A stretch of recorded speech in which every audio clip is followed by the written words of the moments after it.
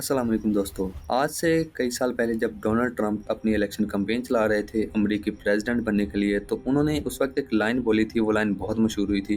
वो लाइन ये थी कि फ्रांस अब फ्रांस नहीं रहा। पहले मैं और मेरे दोस्त पेरिस जाया करते थे छुट्टियां गुजारने के लिए, वक्त गुजारने के लिए, लेकिन अब ना मेरा मन करता है पेरिस जाने का, ना मेरे दोस्तों का मन करता है। आप जरा एक वीडियो देखें जरा। I have a friend, he used to like France, used to. And he was going to France.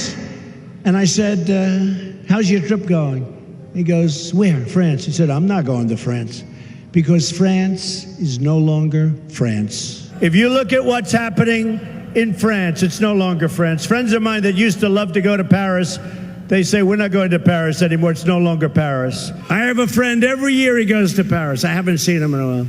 Paris, oh, the city of lights, he's telling me for years, Paris, Paris. I see him like a month ago. How was Paris this summer? Oh, I don't go to Paris. Are you kidding me? It's no longer Paris. I have a friend. He's a very, very substantial guy. He loves the city of lights. He loves Paris. I hadn't seen him in a while. And I said, Jim, let me ask you a question. How's Paris doing? Paris? I don't go there anymore. Paris is no longer Paris. उस वक्त जब Trump ने ये line बोली थी तो लोगों ने काफ़ी मजाक उड़ाया कि डोनाल्ड ट्रंप ओवर एग्जैजुरेट कर रहे हैं। अब ऐसा भी नहीं है कि फ्रांस अब फ्रांस नहीं है। Paris is the city of lights. ऐसा क्या हो गया फ्रांस में? लेकिन हाल ही में पेरिस में जितने हालात कशीदा हैं ना, तो उससे सचमुच ये लगता है कि पेरिस अब पेरिस नहीं रहा। वहाँ पे कुर्दिश लोगों की वजह से सेफ्टी के जो मसाइल हैं ना, वो आज तो फ्रांस में हैं, लेकिन आज नहीं तो कल वो पूरे यूरोप में फैलेंगे।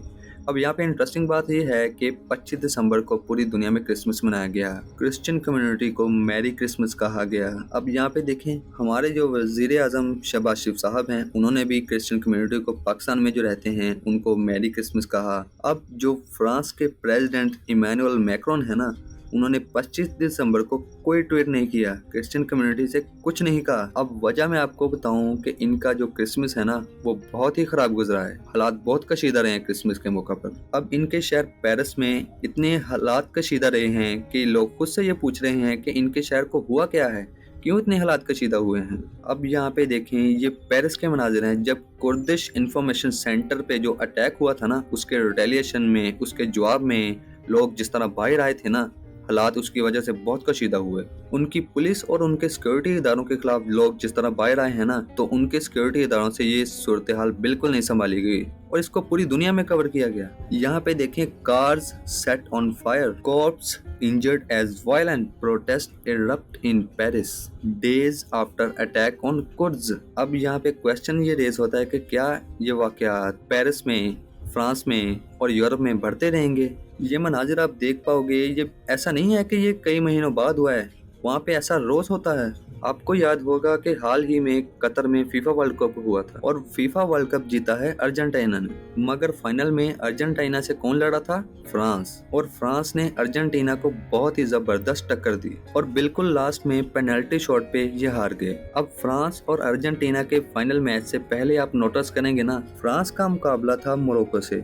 अब मैं आपको दिखाऊं, यहाँ पे देखें, मोरक्को अल्जीरिया के बिल्कुल करीब है, बिल्कुल इनके बॉर्डर्स टच करते हैं। मोरक्को एक इस्लामी मुल्क है और मोरक्को के फ्रांस के साथ तारीखी तल्लुकात जो थे वो बिल्कुल ठीक थे, मगर हाल ही में इनके जो रिलेशन थे वो खराब हो गए थे वीजा डिस्प्यूट इश्यूज को लेकर। अब आज के दौर में मोरक्को के तकरीबन 2.5 लाख अफराद आपको मिलेंगे फ्रांस में। अब फ्रांस के लोगों को ये है कि मोरक्को के ये जो 2.5 लाख से ज्यादा अफराद हैं, ये फ्रांस में सेट नहीं हो पा रहे, उनके माहौल के मुताबिक एडजस्ट नहीं कर पा रहे, यानी उनके कल्चर के साथ मिक्स नहीं हो पा रहे, और ये दंगे और फसादात में भी मुलव्वस हैं। ये वायलेंसेस भी करते हैं और क्राइम में भी इनकी इन्वॉल्वमेंट शामिल है। अब इनका वीजे का इशू चल रहा था, लेकिन हालात बाद में नॉर्मल हो गए थे, लेकिन अभी भी रिलेशंस 100% ठीक नहीं है।